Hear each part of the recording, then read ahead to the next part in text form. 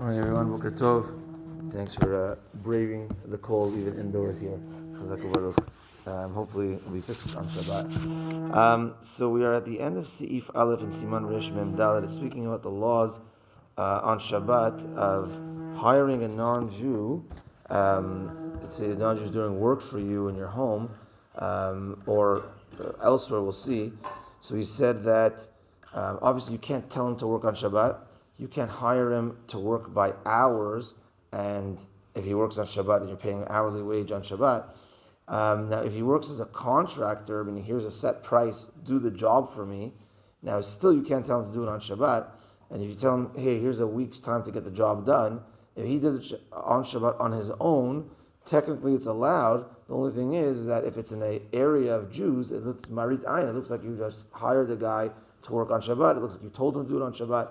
There we said that if it's outside of the city, not a non-Jewish area, and so you have a property in Newmarket, let's say, wherever, and you need things to get done, and you give the person, here, this is what you got to do, here's $1,000 to get the job done, you have a week to do it, and he on his own goes and does it on Shabbat, then that's okay.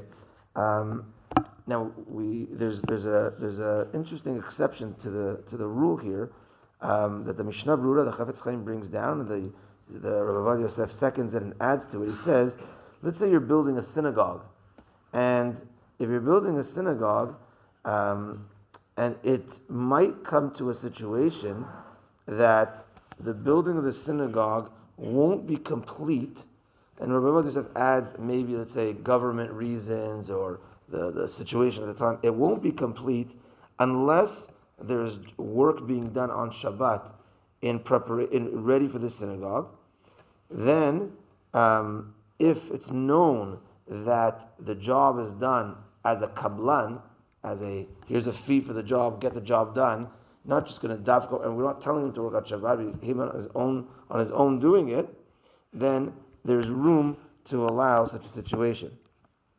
Because he says that, now of course, we have to have marit ayin in mind. That's why it has to be known that this is a type of job that's done bekablanut and not an hourly wage type of thing.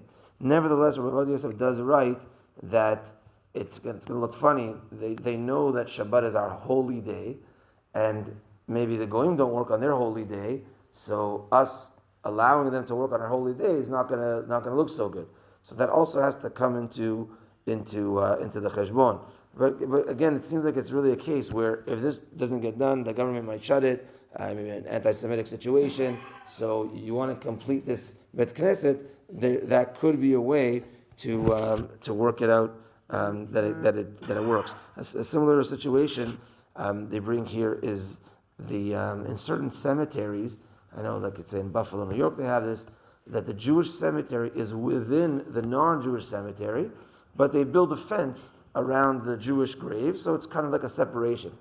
So if that fence fell, and now you hire someone to rebuild that fence, so here as well, if for some reason it won't be rebuilt unless it takes place on Shabbat, but they don't tell you specifically whether they're going to work on Shabbat, but you know it's going to happen on Shabbat, but if it won't happen without them doing it, and the job is done bekablanut, that you're paying them a one-time amount and not an hourly wage, and it's known that this type of job is a kablanut type of job, then it could be done, and there as well, we don't want the embarrassment for the kavod of those that passed to be as if like also buried in a non-Jewish cemetery, which is it's an important thing. So these are two situations that are brought down here, where even where we said a situation that would work is if a person has a home, let's say and that's what the Shulchan Aruch says, out of the city, out of a Jewish area. Here's certain situations where it could work even within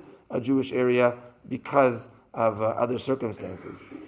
Okay, that's that for today. Minchat tonight at 4:50. After Shachri, we're heading to the cemetery for the Shloshim of Mr. Joel Kabaz, Alav Shalom. As far as last night, we still needed 3 people to confirm. I sent out a message, and if there's anyone that didn't confirm if they're able to come, that would be greatly appreciated. Have a great day, everyone, and Shabbat Shalom.